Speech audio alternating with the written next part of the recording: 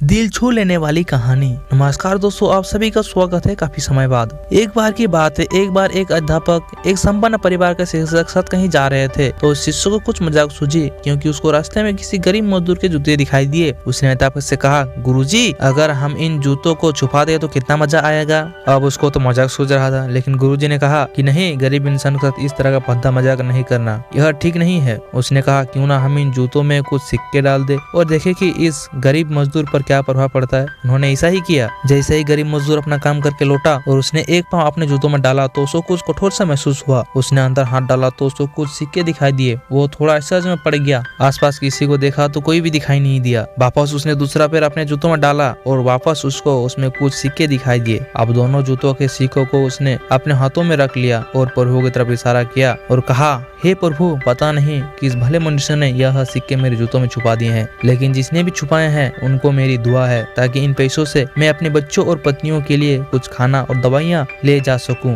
और इतना बोलकर वह चला गया। इस बात को शिष्य और अध्यापक दोनों सुन रहे थे। अब अध्यापक ने शिष्य से पूछा कि तुम मुझे बताओ कि तुम्हें कैसा महसूस हो रहा है, पहले वाली मजाक या यह मेरी तरीका। तो उसने कहा, गुरुजी, मैं आपसे क्षमा चाहता हूँ। अब मुझे समझ आ गया है कि सच्ची खुशी किस चीज में है। अब हम किसी की मजाक उड़ाते हैं तो हमें कुछ पल का आनंद मिलता है, लेकिन हमें बद्दुआ भी मिलती है। लेकिन अगर हम किसी की मुश्किल परिस्थितियों में मदद करते हैं और जिसकी भी हम मदद करते हैं उनको भी पता नहीं है कि हमने उनकी मदद की है, लेकिन अंदर ही अंदर हमें पता है कि हमने उन इंसान की मदद की है। यह सच्ची खुशी है। जब हम दूसरों को खुशी देते हैं तो हमें खुशी मिलती है। और इस तरह से उस शिष्य को कुछ सीख मिलता है जिससे वे आगे में कभी ऐसे गलती नहीं करते हैं और धीरे धीरे वे बच्चे अच्छे इंसान बन जाते हैं। आपको हमारा यह कहानी कैसे लगा हमें कमेंट में लिखकर जरूर बताइएगा। तब तक के लिए मिलते हैं। नमस्कार।